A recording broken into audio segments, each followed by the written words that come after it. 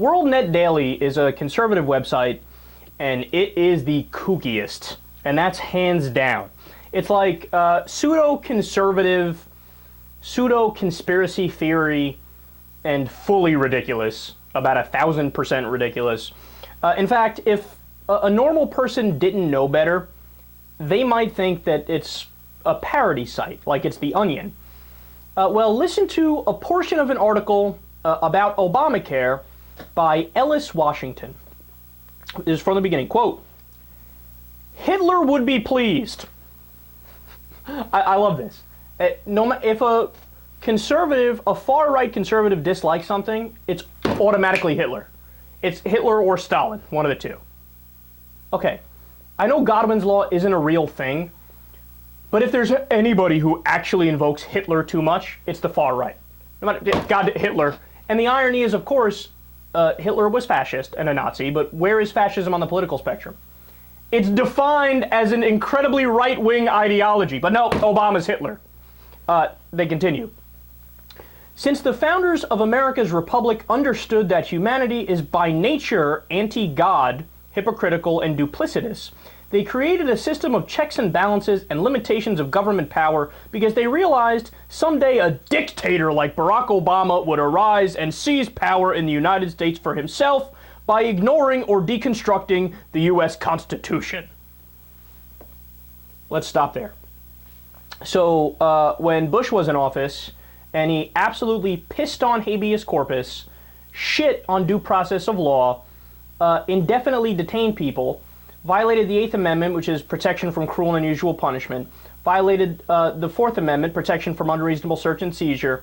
In fact, the only amendment I think Bush left out of the Bill of Rights, the first 10, was that you don't have to quarter a British soldier.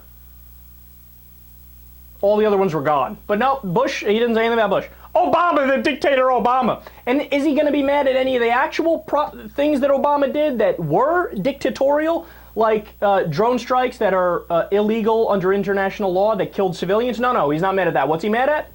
Healthcare. Let me stop there and let's continue.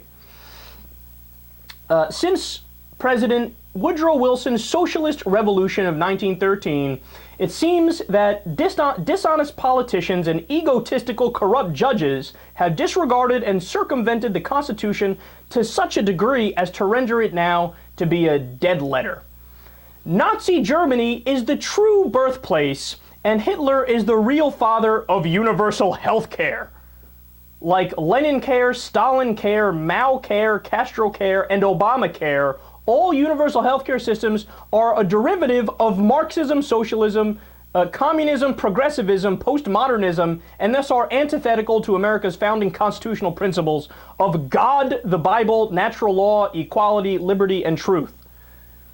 There's so much stupid in one paragraph, I don't even know where to start.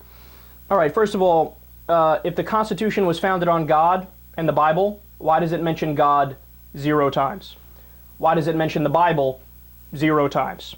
So, you're wrong, try again. The founders were explicitly secular. They put the establishment clause in the Constitution that the government has to remain neutral on issues of religion and they shall not establish a religion. But nope, he says, oh, established by God. And then also, the problem with Nazi Germany wasn't that they had universal health care. It's that they had universal gas chambers. I don't know how you can't make that basic distinction. And also, let's be clear on the history.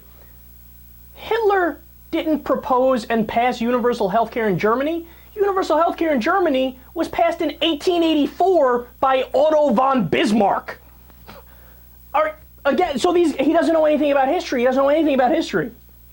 And I love the trick of just use all these different isms and say all the negative words like Stalin, Mao, Castro, and put them all together in a paragraph, and all the idiot right-wingers who he's trying to appeal to, you don't even need to make a logical connection. Just say all the words near each other, and they go, ah, goddamn, Obama's Mao, Hitler, Stalin-like, and he's all these isms that I don't like, and I don't know what they mean, but they sound bad. He continues, Obamacare will eventually lead, like Hitlercare, to healthcare rationing, death panels, millions of uninsured, and eventually the systematic genocide of the weak. Not just the weak. Minorities enfeebled the elderly and political enemies of the God state. I don't know where any of this is coming from. So keep in mind, the healthcare system we had before Obamacare, 45,000 people died every year because they don't have access to basic health care.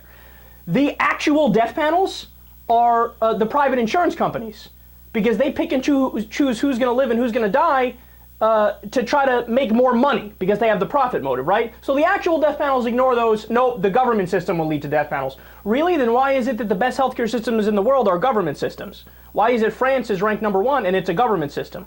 Britain is ranked high, it's a government system. You name it, Norway, Denmark, Iceland, Sweden, all government systems, all ranked better than the US, which is 37th. But he doesn't have an answer for those facts. But when Obama's out of office and none of this happened, will he apologize? Don't hold your breath.